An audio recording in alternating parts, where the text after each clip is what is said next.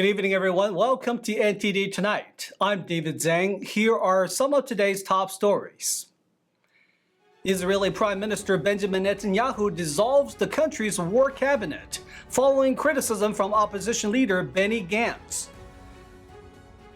A wildfire raging in Southern California. Evacuations underway as the firefighters battle the blaze amid strong winds.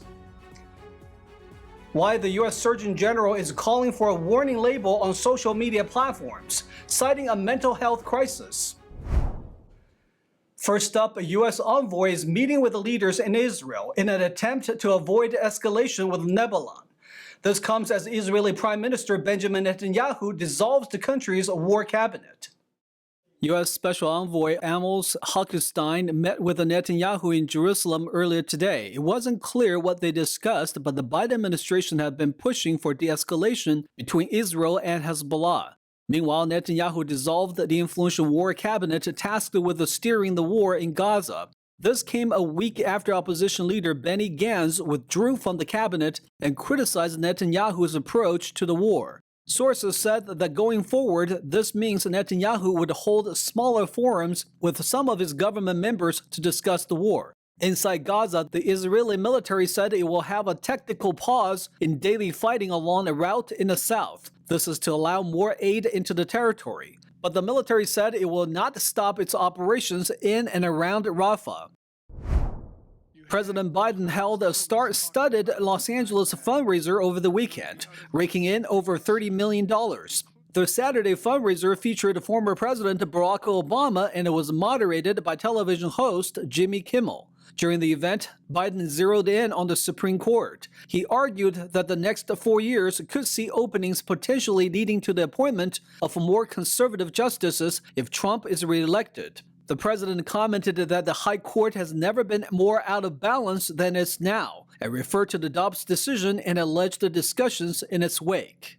You had Clarence Thomas talking about the fact that there are going to be other things we should reconsider, including in vitro fertilization, including contraception. The Biden administration has been looking to boost its financial war chest amid signs that Trump is narrowing the money gap.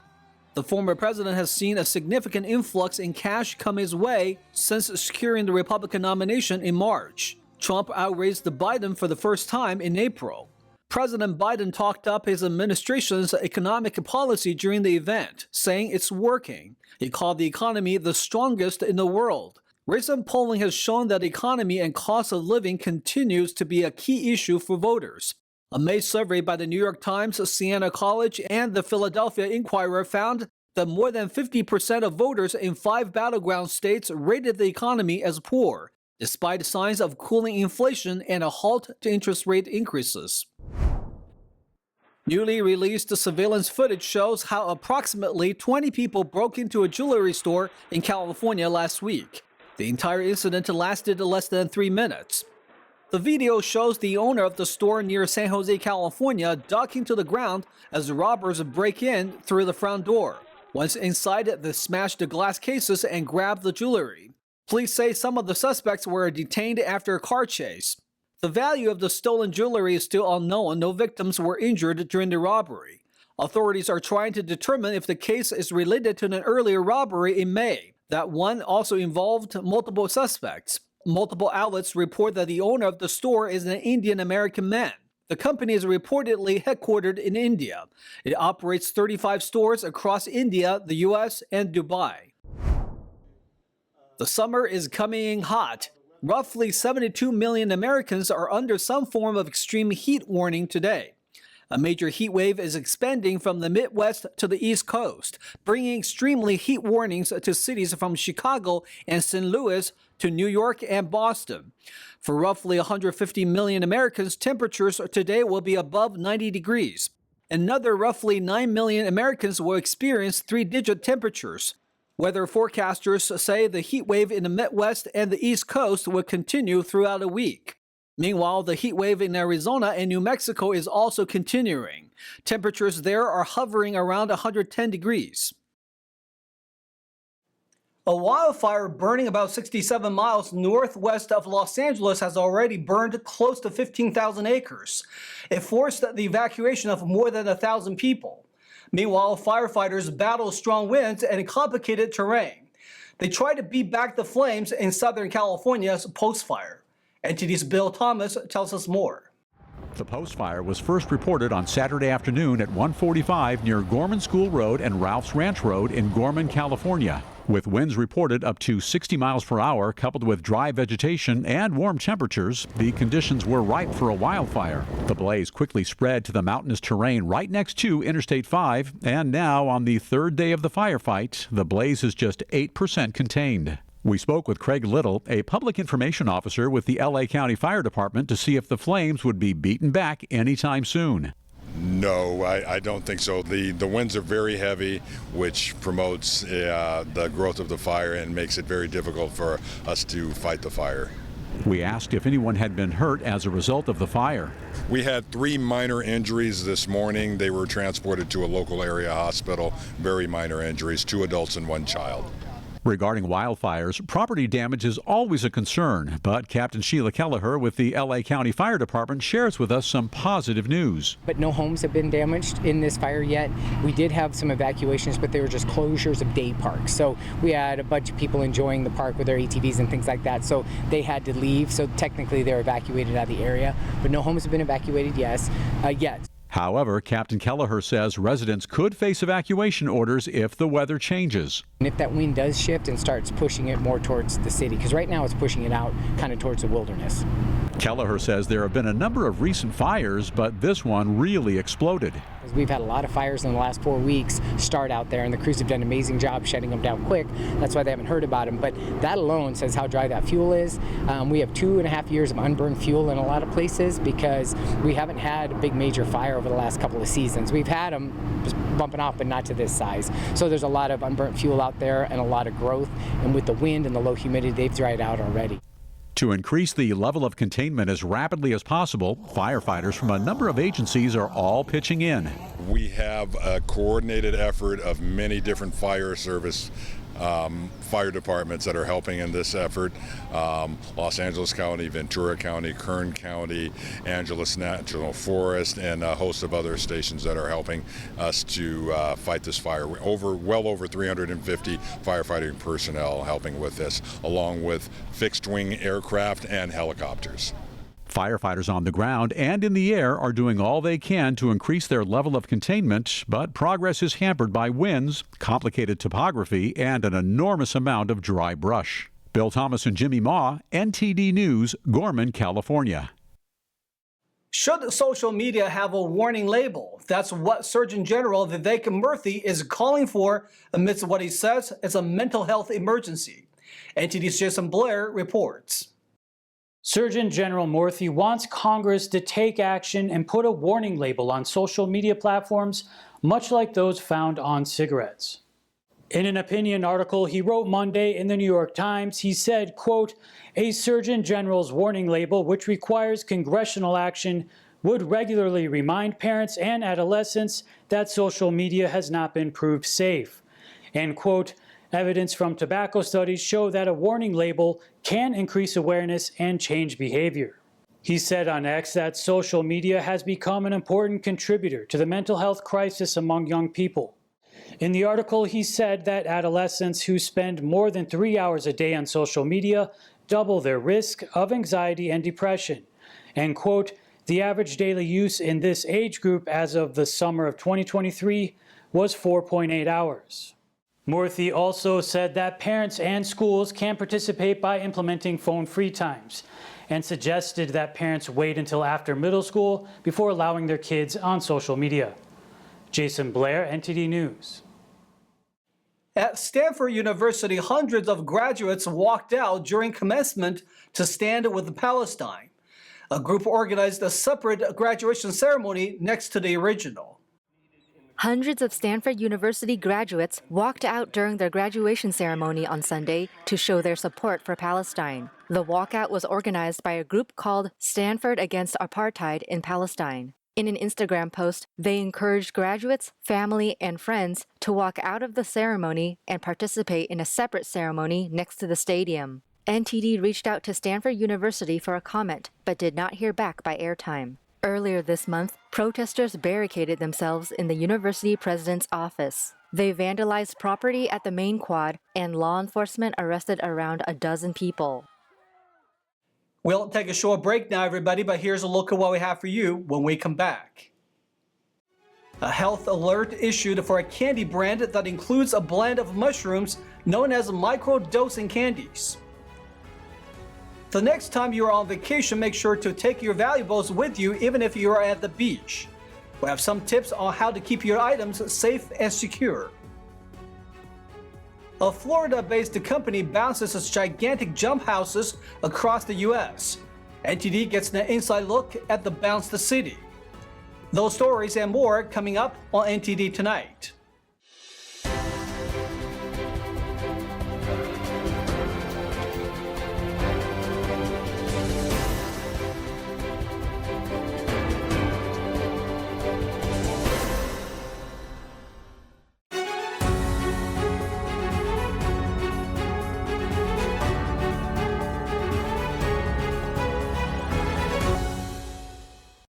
Welcome back to NTD Tonight. I'm your host, David Zhang.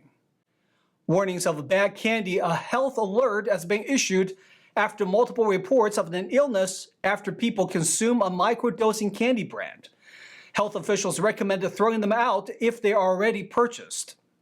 The Centers for Disease Control issued a health alert for Diamond Shrooms brand chocolate bars, cones, and gummies. State and local partners are investigating reports of severe acute illnesses potentially associated with the microdosing candies, which contain a blend of mushrooms. They might contain undisclosed ingredients, including illicit substances, other adulterants, or potentially harmful contaminants that are not approved for use in food. There have been a total of 12 illnesses and 10 hospitalizations reported in 8 U.S. states. So far, there have been 0 deaths. Symptoms include seizures, muscle stiffness, abdominal pain, abnormal heart rate, and changes in blood pressure. The cause for the illness is unknown as authorities continue to identify other potential cases. In the meantime, the public is advised not to eat, sell, or serve any flavors of the candies and should discard already purchased products. The CDC and FDA are working to determine whether other products from this company are associated with adverse health effects. More than 200,000 people's personal data have been compromised, according to Los Angeles County's health department. The agency was targeted by a hacker this year.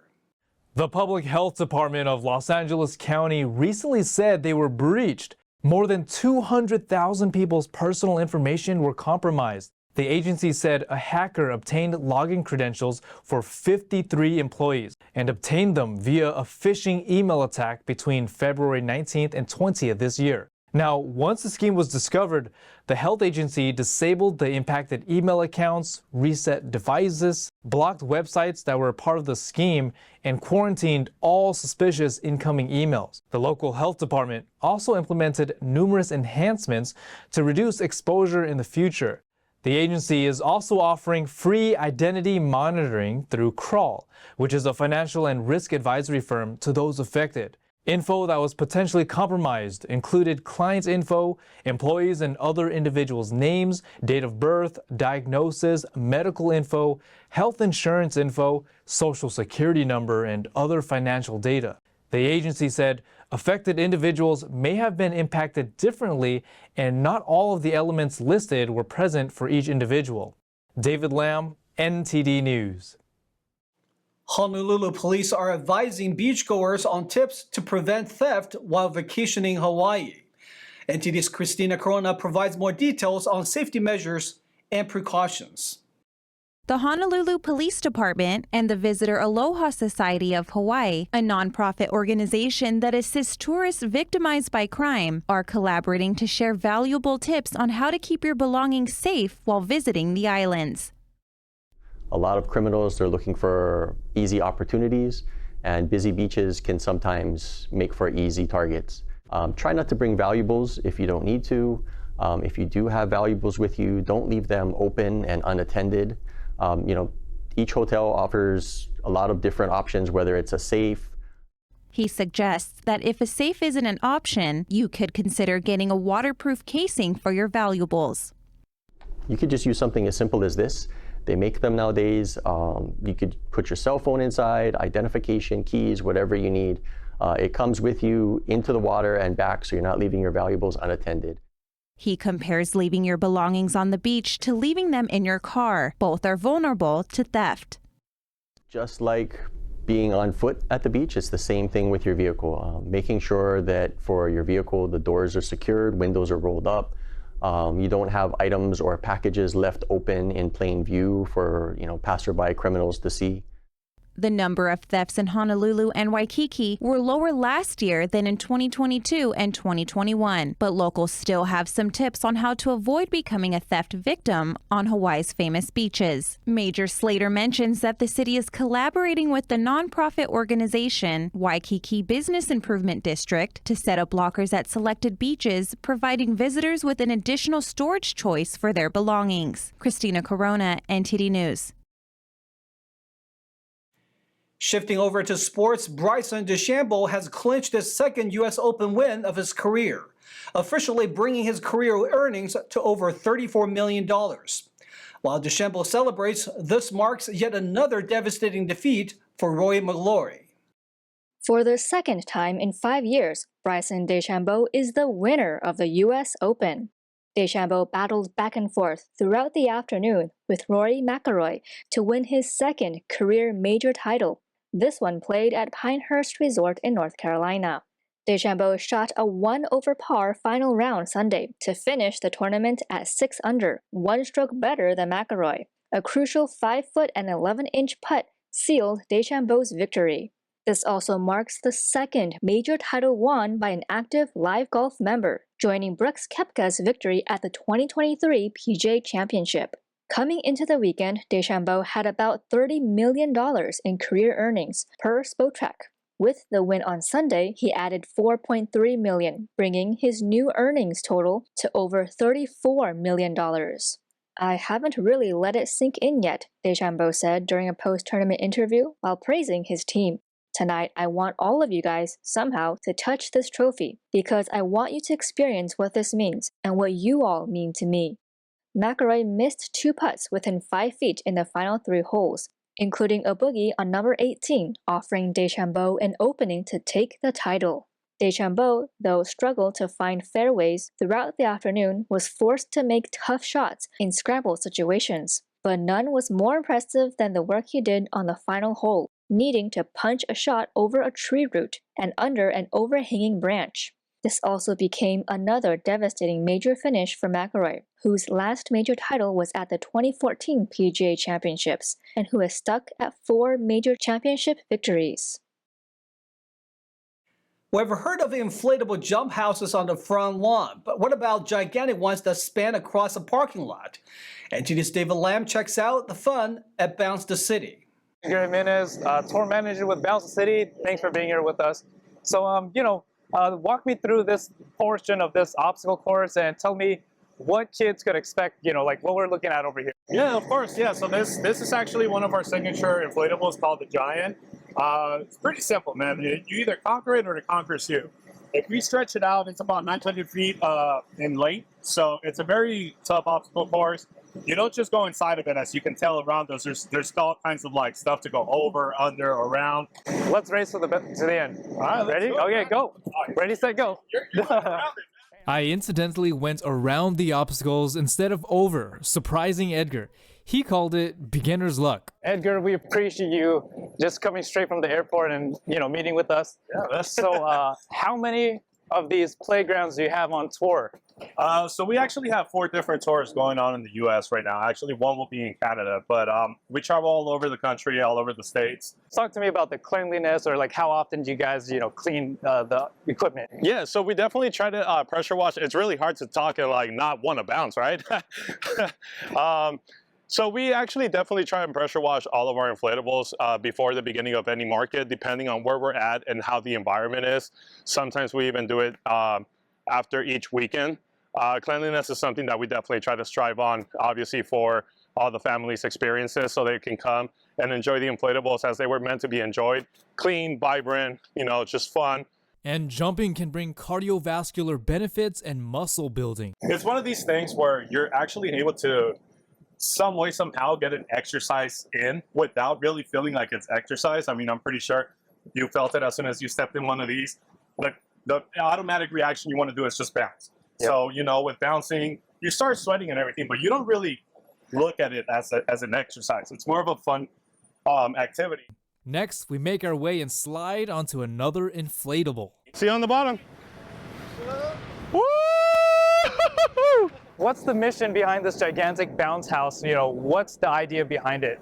Literally to put a smile on people's faces, man. That's our mission, to spread, yeah, exactly.